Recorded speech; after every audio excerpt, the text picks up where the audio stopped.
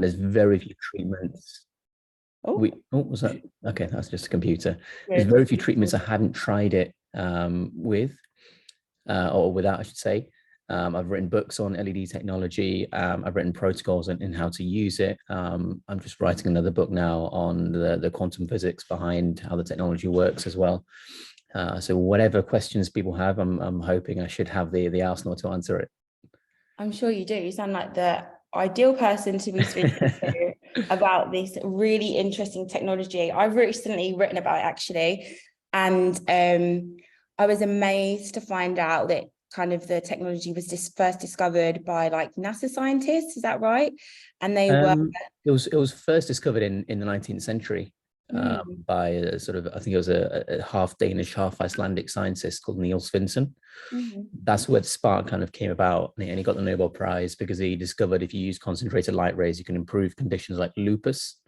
Wow. And that's where everything kind of started. He got the Nobel Prize, I think, in like 1903. Then later on, other people like NASA started using it in 1979. Andrew Mester used a ruby laser to show low-level light therapy and things. And then gradually it just sort of built up and built up and built up. I mean, if you want to go all the way back, you're looking at 5,000 BC when the Egyptians even worship the sun and then knew the power of it to grow plants and things like that. So it's a long while. It's a long while that we've known about it. Yeah, absolutely. So I guess in our kind of like modern world of modern science and medicine, it was kind of first used for wound healing, which I guess says a huge amount about the technology, right? That it can be used for something like that. And how does that work? How does a technology like LED help wounds to heal quicker? Yeah, sure. I mean, the way it does it is the same way that it works in things like sort of instantaneously reversing acne and things like that as well, and eczema and psoriasis. Because you've got a wound, you've got acne, you've got psoriasis, eczema. When you look at all these things, in terms of the way they come about, without being too technical, somewhere along that chain you've got inflammation. And the inflammation in this specific instance is kind of a blockage of the metabolic chain in the mitochondria, which is where all the energy is made. And that blockage is this particular molecule here, in this instance nitric oxide. And when you have 830 nanometers of LED wavelength, that kind of comes in and then it physically pushes that blockage out of the way so that the metabolism can carry on.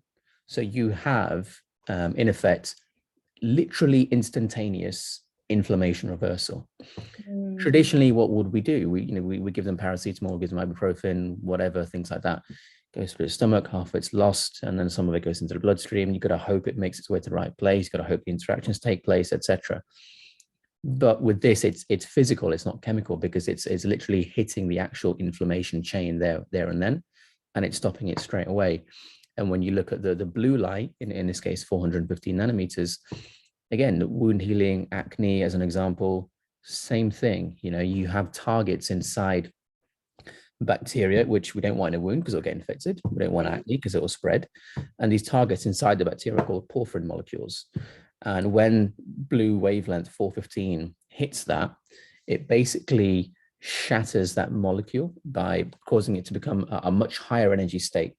That higher energy state is like, a kid in a sweet shop running around, knocking everything over. And when it does that in the cell, it knocks out all the shelves, keeping everything up. It knocks out the wall of that cell. So scanning electron microscopic images of bacteria that have been irradiated with blue show massive structural faults and structural collapse, essentially. So when it hits that bacteria, again, it's instantaneous death.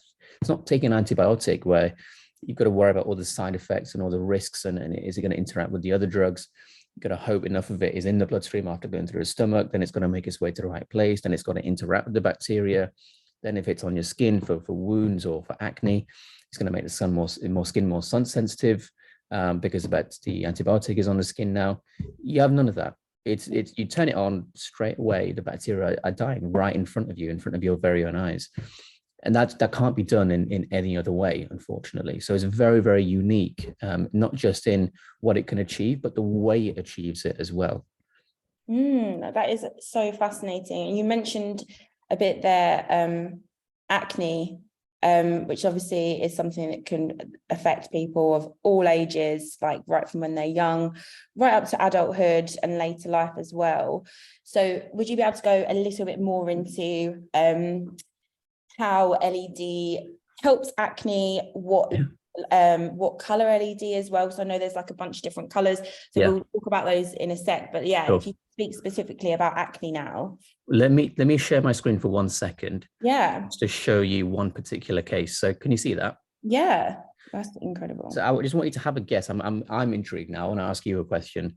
What would you guess is the time frame from before to after in that picture?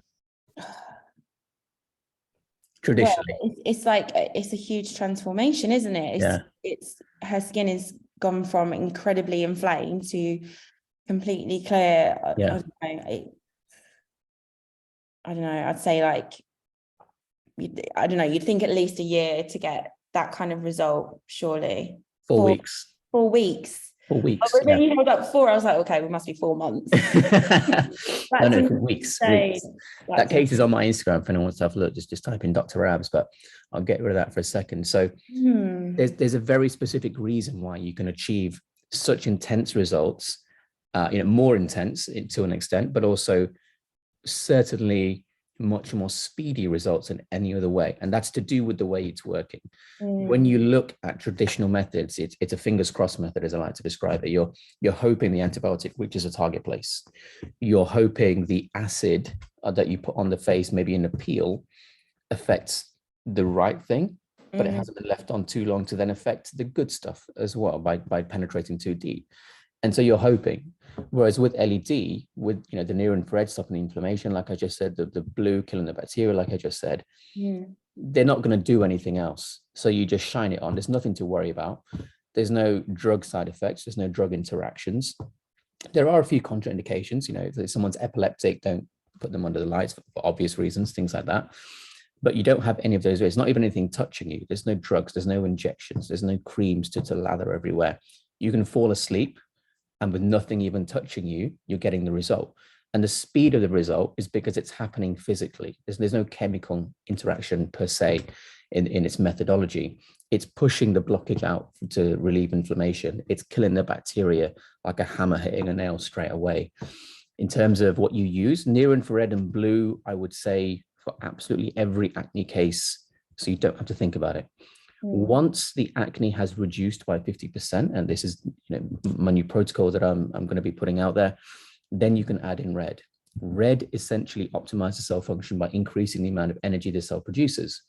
Now, the problem with using red in acne straight away, in some cases, is that the activity is majority inflammation, because it's an inflammatory disease, or inflammatory condition, I should say. So if you add red and increase activity, and the activity is inflammatory, you're just going to increase inflammatory activity. And so when the inflammation has reduced, then you can add in red without having to worry too much. Got it. That's why even for wound healing, a wound, let's say you've been stabbed, you've had a paper cut, you've got a diabetic wound, anything, there's obviously going to be a lot of inflammation in that site, which is why I don't necessarily add red straight away. I reduce the inflammation first. So the activity is healthy activity, not inflammatory, and you're increasing the healthy activity instead. So I wait for the red. Very interesting. And when it comes to inflammation, that is something that I think everyone's becoming way more aware is like the root cause of most things that we struggle with health-wise, isn't it? Like inside our bodies, outside our bodies. Yeah. We did have a question. I think I will ask a lot of questions at the end if there are more, but I feel like this one fits in quite well. Someone has asked, Geraldine has asked for the protocol you used on the acne case that you just showed us. Yeah, of course. So that was blue and near infrared. In that particular case, it was a bit unique because the patient lived across the road from the clinic that I referred her to. Okay. So she could go every day. I fully admit that's not possible for the majority of people for obvious reasons. However, it shows what's possible. Yeah. You're able to do that. If she could only go a couple of times a week, let's say twice a week, 3 times a week, I suspect that result would have probably come in maybe around ballpark 8 weeks. Yeah. But again, it's 8 weeks without drugs, without injections, without creams, without anything touching you. 8 weeks of literally falling asleep and feeling the acne disappear. So even though it's a few extra weeks, it's still a much better methodology than lots of other ways you can do it. Yeah. Absolutely. And then talking about a couple of other skin conditions that are extremely common, psoriasis, eczema, these kind of things. Would you be able to speak about how you go about healing those? So the key thing is with LED, it actually requires less knowledge than you think. You don't have to be an expert in every single skin condition, especially if you're not a qualified dermatologist yourself. It's a big advantage. It means that actually you can treat people without being an expert in things, because all you have to look at is the baseline physiology of what's going on. And what I mean by that is this: let's say someone's got eczema or psoriasis and you don't know which one it is. Doesn't matter too much, because all you have to know is they are inflammatory conditions. They're inflammatory, then you can use a near infrared. Okay, it's not going to cause any harm. You're never going to cause anyone harm by reducing the inflammation that they've got in their body.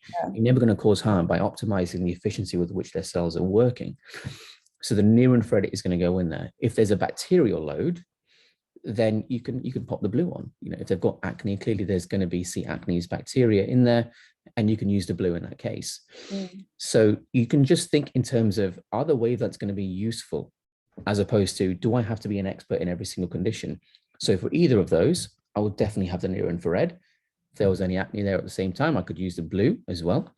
Once I had enough of a reduction, and I know that a 50% reduction biologically means the majority of the activity now has switched from inflammation to health. Otherwise, it wouldn't have tipped over in that midpoint of the pivot. And you can judge that by using things like photos to look at the amount of redness. If it's acne, look at the number of spots, the surface area the psoriasis is covering, etc. Even the symptoms the patient is feeling, things like that. Once you think that needle is tipped beyond the halfway and gone towards health as opposed to inflammation, then you add red and it brings it quicker into the health zone as well.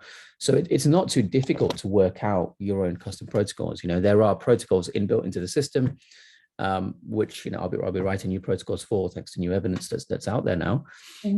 But you don't have to memorize every single one. You just have to understand how the wavelengths work and distill whether or not that function is needed for that particular patient at that particular time.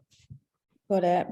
And I feel like you've just answered this question. I don't know if you can see the questions that are coming up. Someone said for wound healing where inflammation is present, got a little bit of background noise.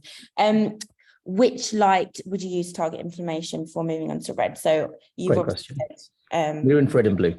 Infrared and blue. Once, take pictures at the start so that you can judge when there's a 50% reduction. At that point, you can add red. If you're going to use that same protocol for things like, psoriasis, eczema, understand that actually this is the only LED device in the world that's got medical license for psoriasis. And that is because it is the most powerful. And that's not an opinion, that's a fact, which is why it's been given the medical license. So you're going to get more result with a powerful device than a less powerful device. Because when I said before about, say you've got a blockage here, you've got an individual wave of radiation, pushing that out of the way, that means you have to understand this is really crucial so you don't get caught buying a terrible device. If one wave causes one individual unit of biological change, it stands to reason the more waves you are sending into the skin, the more inflammation you're reducing, or the more bacteria you're killing, or the more cell function you're optimizing. When you translate that, i.e. number of waves, what that means is the amount of radiation. What that means is the power of the device. So the power in joules per square centimeter means how many waves are falling in a square centimeter of skin. And the more there are, the better off that you're going to be, because there's more biological change. Factually speaking, again, no opinion, the market limit globally is 240 joules per square centimeter. So if you're treating a wound or psoriasis or eczema or acne at that rate, you're going to get the quickest possible outcome. Okay, amazing. We've got loads of questions coming in now, which I love. Let me see if there are any like a good point to ask. For acne, do you wait until all acne is completely gone and completely dried to introduce red? So in terms of wait until it's dry, you have the question is a little bit difficult to understand because I don't know what you specifically mean by dry. I but guess I'll it could be answer like all of the, when oiliness. yeah. Potentially. I mean, the thing is, you can't judge it by the dryness, because that could also be due to change in skincare, and reactions to, retinoids that you might have introduced as well, depending on what you're doing for the patient. I would go based on inflammatory signs. So the amount of skin that's red. Okay, red is a very, very obvious sign of inflammation. The blood vessels are engorging, they're dilating, I should say, and more blood is coming, hence why the skin looks red. If they're contracting again, i.e. the inflammation is reducing, you'll see less redness. So redness is a really, really good judge of character for inflammation. If you've got acne where there's no redness, but there's spots, look at the type of spot. Is it really, really deep and cystic? And how long is it taking to go? Are they a bit more superficial now, same as before in terms of the number, but they're going twice the speed or something like that? That means the body's getting rid of it twice as quick. So it's probably twice as strong. So that's a 50% reduction of sorts by that particular metric. It's something you have to judge based on each individual visually, in terms of their symptoms, ask them how they feel, and make a judgment based on that. It gets easier with time, but to start with these obvious things like number of spots, surface area covered in redness. So many really interesting questions are coming in. Can't be that boring then. No, it's a very, very interesting topic, which I'm really glad that other people are interested too. So Dermalux we will get into, but in general, when it comes to LED lights, sure, is there an age limit that it's licensed for? So can young people that are experiencing acne, like in their early teens or not even in their teens, are they able to benefit from this technology? I've personally treated people preteen. There are some, I don't know, some clinics might have to check with their insurance simply based on who they're allowed to treat for legal reasons. I can't answer that particular one because that depends on your insurance. But biologically, there's no reason at all not to treat younger people. Yeah. Someone else has asked something very interesting. Will it work for things like shingles, like a virus? Does it work for viral infection? It's a great question. So TOMB 2017, TOMB 2018 are papers which talk about the viricidal effect of LED light, blue light, around 450 nanometers. There is an antiviricidal effect. However, the intensity of it for a given amount of radiation is not as antiviricidal as it is antibacterial, simply because the target within the bacteria is protoporphyrin 9. The amount of protoporphyrin in the virus is not as much as in bacteria. So you're not able to cause as many biological changes, but studies have shown evidence that it is antiviricidal as well. Very, very interesting. So I just wanted to ask a couple of questions for professionals as well who might want to be adding LED to their services. What should people look for when choosing a device? Great question. So the amount of change you create is directly proportional to the number of waves coming out of the machine, which means power level. 240 joules is the global limit, because we know that any less, you're going to get less effect. Any more, you're going to go from getting a biological change to just biological damage. That's you might as well use a laser. And the spectrum of things, you've got radio frequency down here, maybe IPL, LED, laser. You're going from heating things up to causing a change to causing damage. It's just a continual spectrum. So 240 joules is the absolute peak and an optimum amount. You also want to look at the accuracy of those wavelengths. People don't realize that if a machine is, I'll pick a round number to make it easy, let's say it's 100 nanometers, you are not actually getting 100 nanometers onto your skin. You really, really have to understand that. You're actually getting some 100, and then some a little bit below and some a little bit above. So you're getting a range. And what they're saying is the middle of the range is 100, fine. The middle may be 100, but how big is that range? For example, if you're using blue and you've got a terrible range and you're getting things much shorter than 415, and you enter into UV, you're not causing a solution for your patient. You're actually causing damage to your patient now. So you might as well just go on a sunbed. So it's about what the wavelength is, but also how wide is that emission range? Okay, that's called peak tolerance. A good peak tolerance would be something like 2 nanometers. So if you're aiming for 100, the worst you get is 98 and 102, but ideally all at 100. And that's really, really important. I won't get too technical and bore people, but as 2 top tips, power level and peak tolerance. What you'll find when you speak to a rep, when you go to a conference and speak to people on a stand, and I know because I've done this, most of them won't even know what their power level is or what their peak tolerance. And when they're that bad, not only, I mean, I know what they are, but I want to test them when they don't even know. When they don't even know what it is, let alone how bad it is, I mean, what's the point? It's like going to a car showroom and the salesman not being able to tell you whether it's a manual or an automatic. I'd leave and go elsewhere, frankly.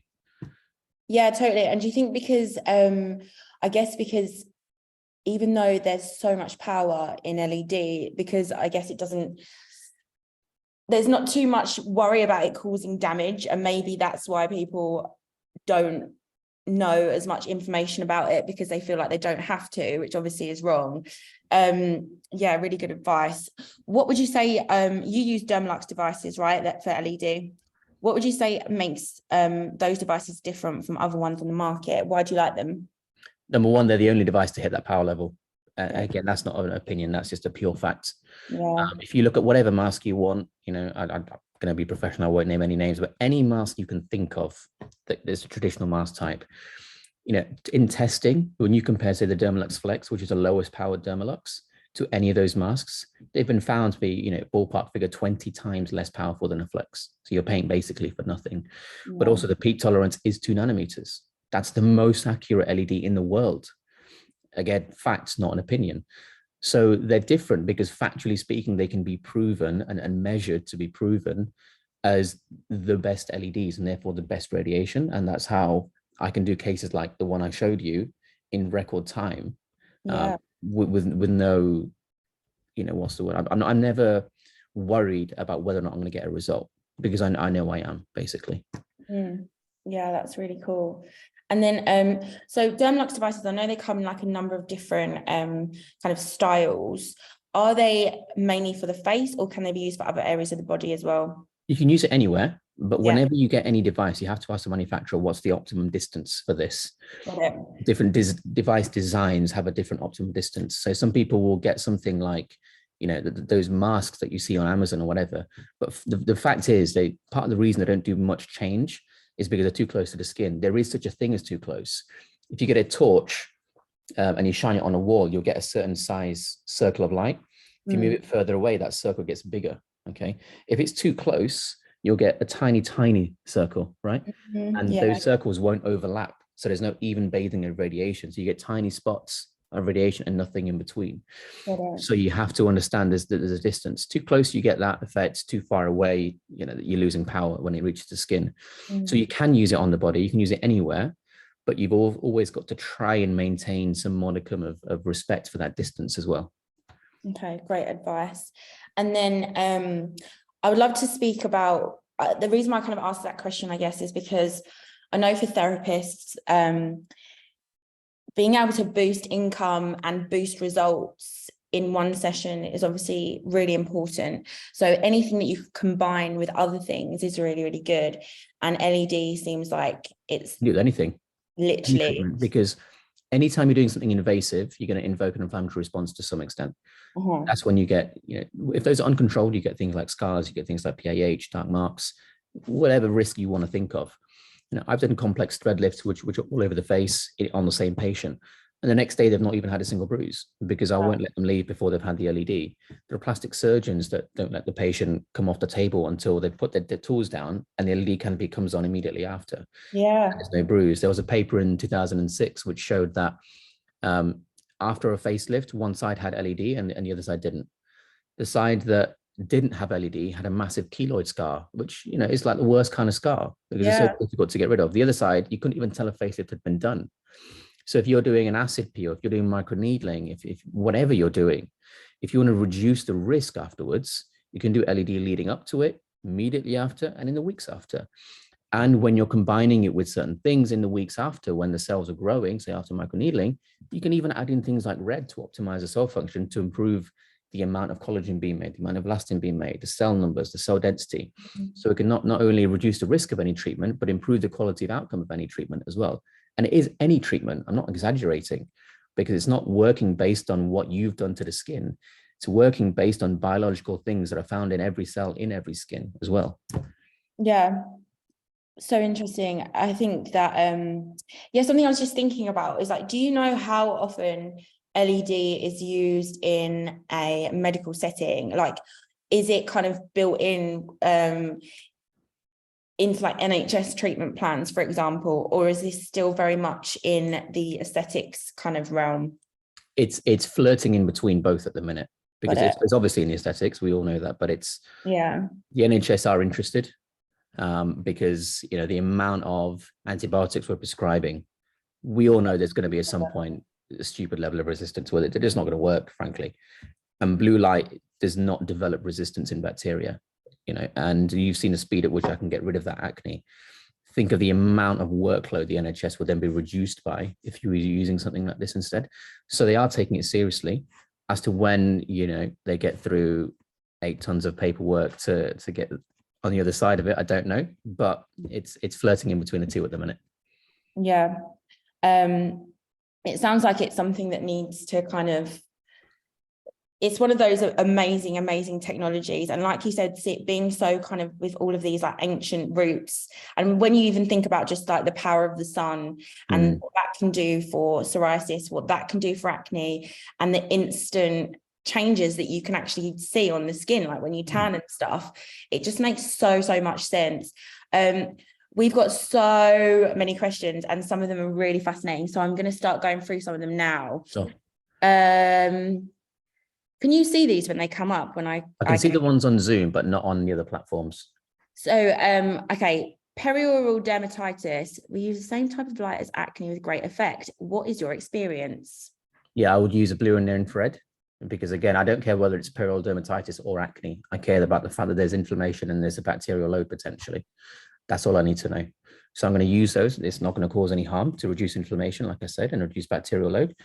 And then once it starts to improve and it goes from inflammation to healthy, I can add in the red too. Amazing, thank you. Are there any risks from overexposure to each of the wavelengths? There is such a thing as photobleaching, whereby a photoreceptor is receiving so much interaction that its ability to accept that light in future reduces. No one knows where this line actually comes from in LED in terms of where the line sits, because I don't think anyone's ever got anywhere close to that effect. However, at 240 joules per square centimeter, I've used down consecutive days without issue. Okay. I mean, I've got a question for you there. Like, when it comes to different skin tones, is there a need to adjust levels or anything like that when it comes to working on like different Fitzpatrick scales? Biologically, absolutely not whatsoever. However, when we irradiate the skin and the heat increases, if you have any pigmentation, if you have any freckles, things like that, they will appear darker. Not because the pigmentation has been made worse over 20 minutes, but because the heat is bringing blood to the surface and it makes the color a bit more vibrant. That's all. When you have a darker Fitzpatrick type, I would say there's higher risk of reactions to things like PIH. I've experienced it. We don't want those dark marks. So I would just be a bit more cautious. That's all. So if you're wondering whether or not they can take the heat, whether they can take the red, just err on the side of caution, maybe reduce the power of those wavelengths, or just start with near infrared to start with and then bring them in later, just to be safe. That's all. You mentioned PIH, so that's post-inflammatory hypopigmentation, right? Yeah. So is there a technology, is there an LED light that can help that as well? Near infrared. Use infrared. Okay, cool. Yeah, near infrared, it doesn't change. Cool. This one's really interesting. Is Dermalux or the technology in general good for hair rejuvenation when used on its own or in combination with growth factor and microneedling? Yeah, I mean, you can definitely use it in microneedling. Leading up to it, you can use LED. You can use near infrared and red to optimize cell function and reduce inflammation prior to the procedure, so that the procedure is happening in a state of reduced inflammation, less likely to react, and also the cells are in a better state of health to give you more of a response. Immediately post-op, near infrared and blue to reduce that bacterial load and reduce inflammation further, so you still get no reaction. And then in the weeks following, when things are healing, you can slowly start to introduce red as well to optimize that cell function recovering from the microneedling. In terms of growth factor, I never use growth factors now. one of two reasons. Sorry, the first of two reasons is, first of all, growth factors are going to be from a different source. They're not from humans, depending on wherever you get them. TNS alpha, for instance, if you Google that, you look up the fines from the US Department of Justice and things like that. There was cancer links to it. You know, how do you know these growth factors aren't going to switch on oncogenes in the skin as well? And second of all, you don't need exogenous growth factors necessarily when you've got LED. Zhang 2003 was a really important paper for LED, showed that actually it switched on so many genes. I think it was like 100 different genes, including growth factor release. So actually you get better growth factor release by using the LED on its own, because your body's doing it naturally. It's not going to switch on the bad genes because you've put a wrong combination in. It's going to do what it naturally needs to do at the right time, in the right amount, in the right order. So you're going to get a better result by working with the body than trying to think you know better and put something exogenous in there. I think that's a really good point, and the way that a lot of the aesthetics world is kind of going now, it seems to be more about stimulating things that are within everything that we kind of put onto ourselves or inject into ourselves exists in our own bodies. Yeah, about getting it out and getting the most of it. So yeah, it's a great time for this technology. How do you think towards those who are... Very interesting question again. How do you market this treatment towards those who are perimenopausal/menopausal? What are the benefits for those in this position or their time? The benefits are exactly the same, you know, optimizing cell function. When you're in different parts of your life with different skin conditions, with different problems, with different skincare, your problems may be different, but the stem of those problems is still the same, which is non-optimal cell function, which may be, you know, including things like a bit of inflammation, a bit of bacterial load. So whether your skin is going this way or that way, when you want it to go this way, if inflammation is implicated in that pathophysiology, if bacterial load is implicated, if cell dysfunction or reduced cell function is implicated, you can still get the exact same benefit. And I wouldn't change my thinking because the wavelengths work in the same way, regardless of how old you are, what stage of your life you're in. Yeah, totally. I guess one of the biggest concerns for women around that time of their lives is dryness. Yeah. Is there anything that does LED really help with that? Absolutely. Yeah. Dryness is coming from a number of things. There's so many different factors, but if we look at, say, reduced cell barrier function, when that skin thickness is reduced, water is going to evaporate easier because it's got a smaller thickness to go through. Yeah. And if you look at the output of the cells, if they're not producing as much hyaluronic acid as they used to, which will happen after a certain age, there's not enough water being drawn into the area as well. So when you use LED, things like near infrared and red combined, you're going to increase those cell outputs, the number of cells as well. So you get even more outputs compounded. And then that also increased skin thickness growth as well. So we can prove that with the data that we have available. So when you have that thicker skin, it also means the water can't evaporate as easily because it's got a bigger distance to go through. That thicker skin is going to be stronger as well, with more cadherin molecules linking the cells together and more essential ingredients, things like sebum. So when you have that increased lipid content, water and oil don't mix. So water in that top layer means that the water can't evaporate through. And because there's more HA being produced in the skin, there's more being drawn and staying there at the same time. Got it. Very interesting. Another one, spider veins. Can LED help with spider veins? And if so, which light and how many treatment sessions? Every spider vein is different, in my opinion, and you have to look at whether there's systemic conditions going on at all. It can definitely reduce the inflammation around the area with the near infrared, and it can definitely optimize that cell function. I'll be very honest and hold my hands up. I haven't treated that many spider veins with LED because I've just not had that many come to me. But in terms of the benefit you get, whether there's spider veins or not, the same benefit is still valid 100%. Yeah. And I suppose like you said about being able to make the skin thicker. Yeah. I'm sure that would help that issue. And you see less red as well, because when the skin is thicker, the light hitting your skin has a bigger distance to travel through before hitting the blood and coming back out, because there's more things in a way to absorb that light now. So you see less redness anyway when that skin thickness increases. Very interesting. Okay, this one's so fascinating. This is from Doreen. Can the near infrared light help with neuro inflammation in the brain? We've seen there is some evidence to suggest that it can help things like that. However, the problem with that, very difficult to get trials.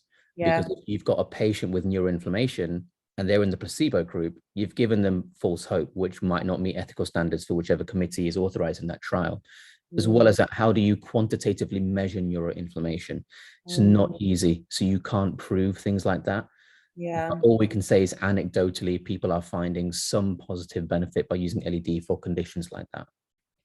Yeah, very good point. I guess that's what makes certain illnesses so difficult to test in clinical research because of that like risk factor. Okay.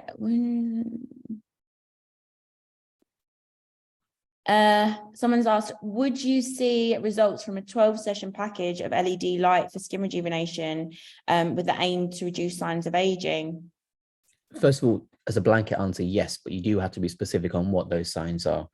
If it's massively loose skin that's so loose it's folding over itself, you're going to need a scalpel to cut the excess bits out.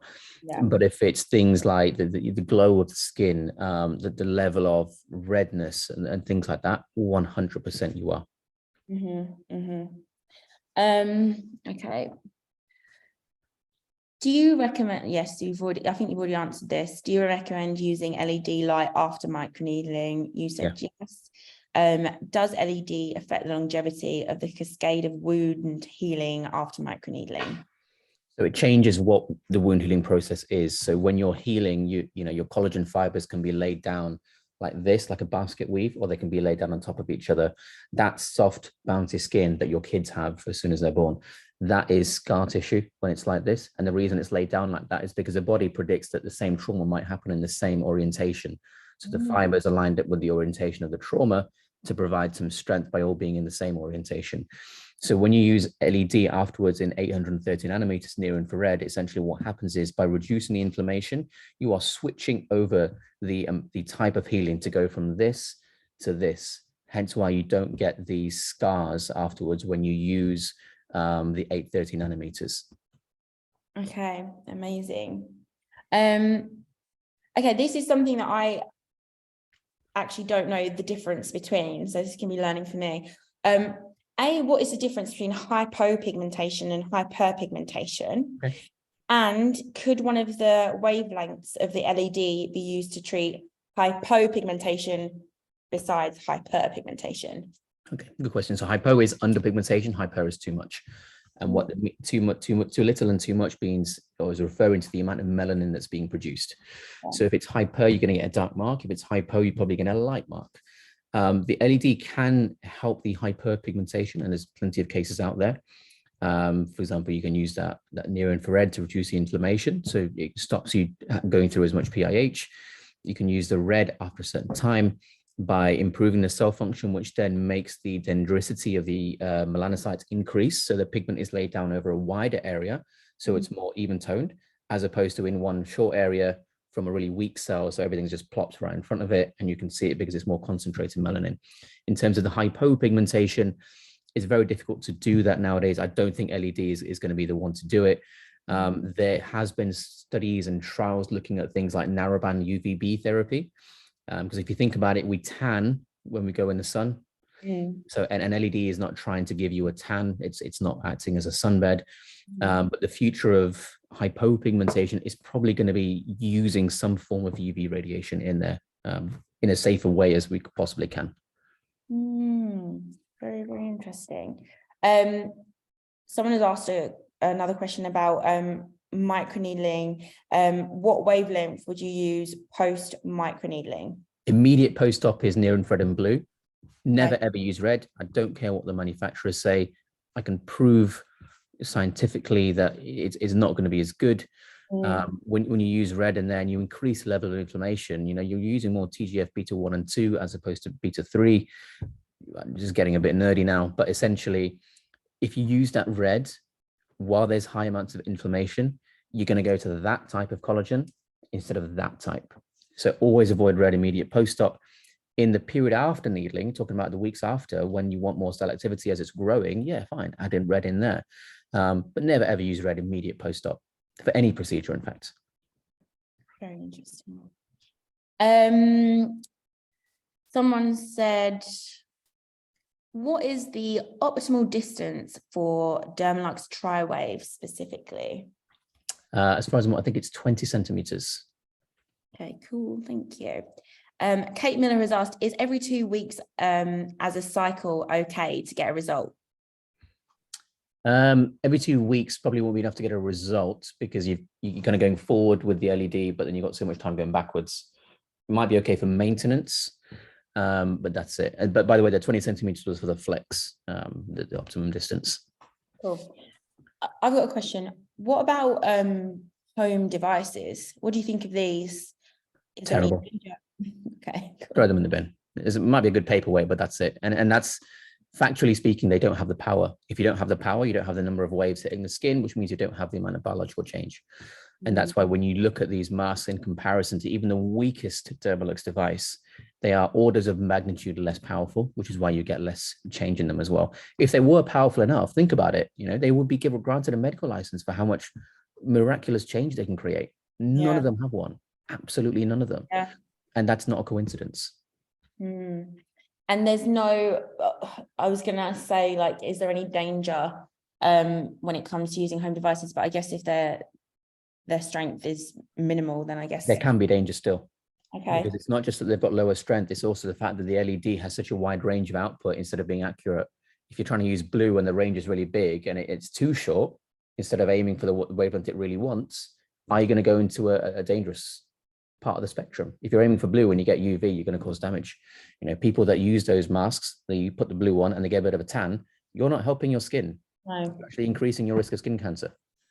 Yep, absolutely. Do you mind sharing how you how do you sell a course of daily LED?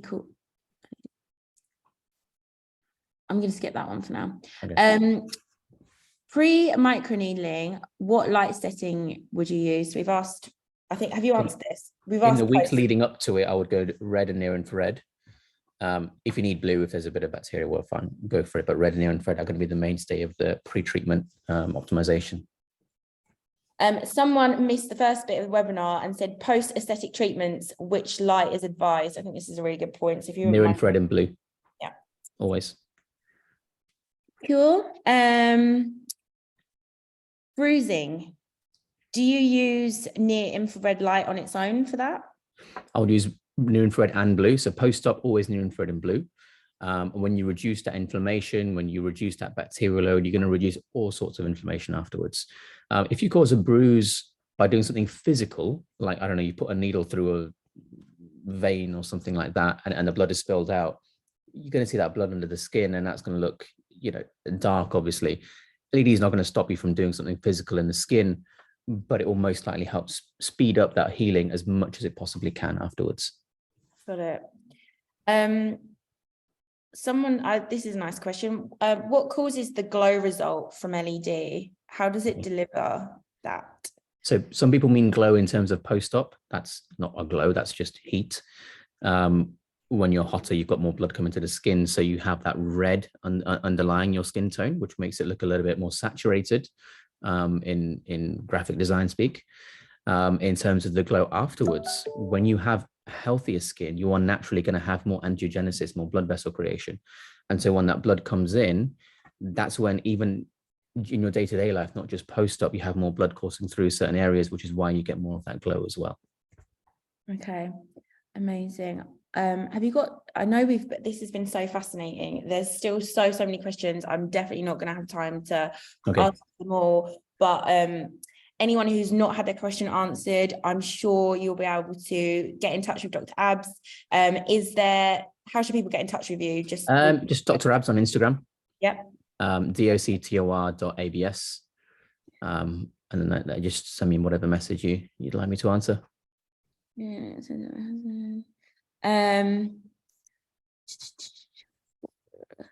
I feel like I'm trying to find a question that we haven't really already asked.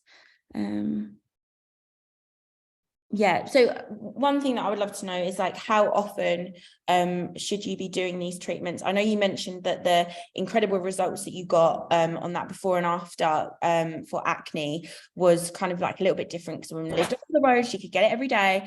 But for someone who's suffering with any, kind of debilitating skin condition that they're really struggling with, acne, psoriasis, eczema, how often should they come and see someone and be treated with 2 to 3 times a week in the treatment phase. In the maintenance phase, you can do, let's say, 2 times a month or 1 time a month. When you're in the treatment phase, you don't need to do a differing number of sessions as weeks go by. Some people think you need like X number in the first 4 weeks and then a bit less after. Just the same number throughout, because why would you slow down the biological change? You want them to reach that endpoint as quick as possible. Okay. So if you're going to commit to say 2-3 times a week, you do 2-3 times until you're done. Now, if obviously they go on holiday or whatever, fine, you're going to have to reduce it, but you don't plan to reduce it. You plan for a consistency. And then in the maintenance, you can do a lot less. Okay, amazing. Was there anything that I haven't asked that you feel like is really, really important to mention about this incredible technology or the Dermalux devices that you use? Come to aesthetic medicine. There's nothing specific that I would say. I think when you're buying a device, there's so many out there. My honest advice would be to disregard everything the sales rep tells you. Forget it, because they're always going to come and tell you, oh, this is the best, you can do everything. It is nonsense. The thing they can't lie about or give an opinion about is the hard numbers, the facts, the power level, the peak tolerance, the full width half max. All that kind of stuff is just numbers don't lie. And so if you base your decision based on things that can't lie, you will never make the wrong decision. That's my honest advice. Okay, amazing. Dr. Abs, you were absolutely fascinating. So knowledgeable about this technology. If anyone out there is thinking about it, wants to know more, this is clearly your guy. So I am doing a course in LED. I'm doing like a 1-day full masterclass. So by the end of it, people can treat any condition, make any protocol up, design a device if they wanted to, analyze any device. It's probably going to take place in around June, July, something like that. Okay. You can keep an eye on my Instagram for when the advertising goes out and if people want to book up. Amazing. And also, if you keep us updated with that, we'll amazing that information as well, because I'm sure so many people are going to benefit from this. So thank you everyone for coming. I'd love to thank Dermalux as a sponsor for this webinar. It's been absolutely fascinating. And yeah, thank you, Dr. Abs. Thank you for having me. Thank you. I don't know if I'm leaving or if